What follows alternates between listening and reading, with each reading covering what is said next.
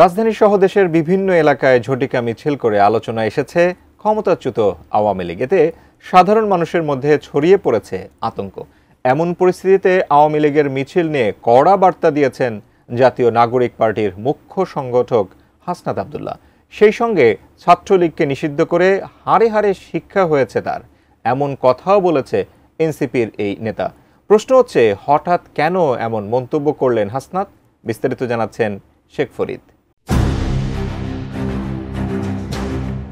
আওয়ামী লীগকে অবশ্যই নিষিদ্ধ করতে হবে, কিন্তু শুধু নিষিদ্ধের দাবি তোলাটা যথেষ্ট নয়। কেন যথেষ্ট নয়, সেই শিক্ষা আমাদের হাড়ে হাড়ে হয়েছে বলে জানিয়েছেন জাতীয় নাগরিক পার্টির দক্ষিণাঞ্চলের মুখ্য সংগঠক হাসনাত আব্দুল্লাহ।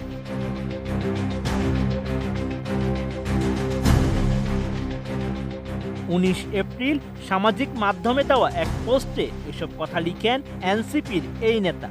ওই স্ট্যাটাসের শেষে এনসিপির যুগ্ম সদস্য সচিব আরিফ সোহেল থেকে সংগৃহীত উল্লেখ করেন হাসনাত।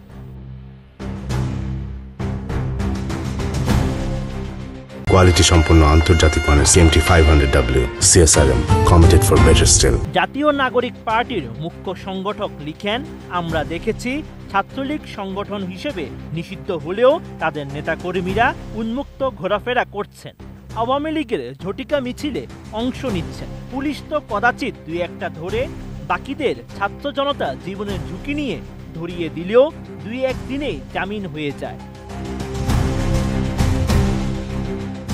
হাসনাত আব্দুল্লাহ জানান, শুধু নির্বাহী আদেশে নিষিদ্ধ করে একটা সাইন করা কাগজ ধরিয়ে দিলেই মেনে নেওয়া যাবে না, কিংবা এই সাইন করা কাগজটা আদায় করাটাই এখন প্রধান দাবি বানিয়ে ফেলা যাবে না।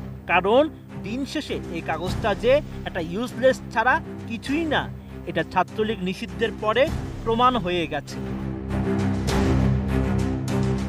এনসিপির এই নেতা আরও জানান, জুলাই গণহত্যাকারী ছাত্রলীগ সহ আওয়ামী লীগের সব অঙ্গ সংগঠনের নেতাকর্মীদের গ্রেপ্তার ও বিচারের দাবিকে প্রধান দাবি করে তুলতে হবে।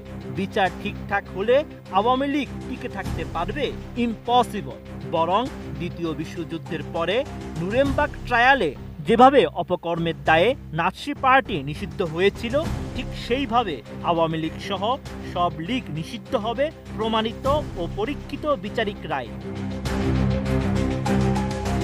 হাসনাত আব্দুল্লাহ আরও জানান, পূর্ববর্তী ভুল থেকে শিক্ষা নিয়ে এবার চূড়ান্ত আওয়ামী বিরোধী জাতীয় আন্দোলন গড়ে তুলতে হবে এবং আওয়ামী ফ্যাসিজমের সব রাজনৈতিক, সাংস্কৃতিক, অর্থনৈতিক ও সামাজিক ভিত্তি ধ্বংস করে বাংলাদেশে বে-আওয়ামীকরণ করতে হবে, যেভাবে দ্বিতীয় বিশ্বযুদ্ধের পরে ডিনাজিফিকেশন করা হয়েছিল।